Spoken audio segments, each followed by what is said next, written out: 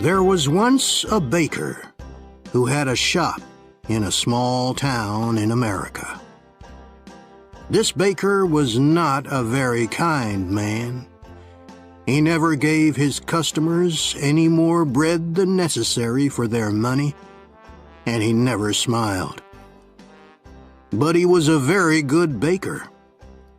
His bread was the softest bread that you could imagine. Sometimes customers paid for their bread and started eating it there in the shop. And his cakes, his cakes were really delicious. People came to his shop from all over town. When they walked down the street, they smelled the baker's wonderful bread and his delicious cakes, and they walked right into his shop. But not everyone came inside. Some people just stood outside the shop smelling and looking in through the windows. The baker didn't like this. Their stomachs are full of the smell of my bread. I'm giving them a free lunch, and I get nothing for my hard work, he said to himself. Perhaps there's some way to put those delicious smells in bottles. Then I can sell them, just like I sell my bread. One winter morning, very early, the baker was in his shop, making bread. He wasn't singing happily while he worked. He was complaining to himself about getting up early, about the cold weather, and about anything that came into his head. In the middle of all this, he looked up and saw someone looking in through the window. It was a young man wearing an old coat. He was looking at the baker's bread, and he was hungry. He was smelling the fresh bread and smiling. When the baker saw him, he felt very angry. That thief outside my shop has a stomach full of the smell of my bread. It's a free breakfast. I get nothing for my hard work, while he steals my smells. The man didn't move. He just stood there, closed his eyes, and smelt the fresh bread happily. The baker was really angry now. He walked across the shop, opened the door, and shouted at the man, "Pay me!" Pay you for what? asked the young man in great surprise. For the smells that you've stolen, replied the baker. But I've stolen nothing. I'm only smelling the air. Air is free, said the hungry young man.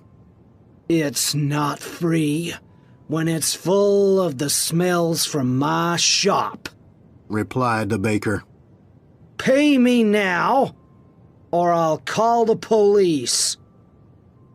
When the young man didn't pay, the baker took him by the coat and pulled him through the snow to the judge's house. He knocked on the door. After a long time, the judge opened the door in his nightclothes.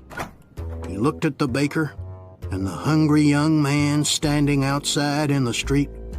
It was 6 o'clock in the morning. What could be so important so early in the day? This man is a thief. He stole the smells from my shop, said the baker. The judge was surprised, but all he said was, "Come in and tell me your story. But first, give me time to dress myself." He went back into the house. After a few minutes, he came back and he took them inside. They all sat down together around a large table. "All right. Tell me everything. Baker, you start," said the judge. He listened quietly. First, the baker told him all about the hungry man who stole all his smells. The judge went on listening. Then the young man told him that air was free and that any man could have as much as he wanted. When they finished telling their stories, the judge was silent for a few minutes. The baker started telling him again of how the other man took all his smells without paying. "Stop. Be quiet. I've decided what we'll do," said the judge. "Young man, do you have any money?" The young man put his hand in his pocket and took out a few coins. He showed them to the judge and said, Sir, this is all the money that I have in the world.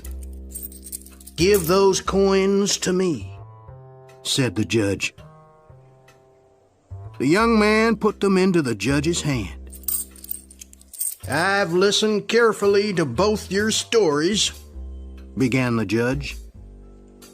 "It's true that the smells were coming out of the baker's shop, and these smells belonged to the baker. And it's also true that this young man took those smells without paying for them. And so I say that the young man has to pay the baker for the smells that he took." The baker smiled, perhaps for the very first time in his life. He held out his hand at once for the money, but the judge didn't give him the coins. "Baker, listen and listen carefully," he said. He shook the coins in his hands, and they clinked together.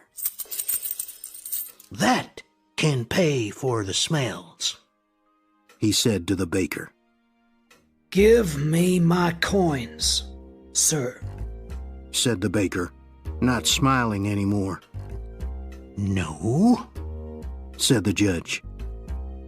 "I've decided that the sound of money is the best way to pay for the smell of bread." And with that, he gave the coins back to the poor young man and told him to go home.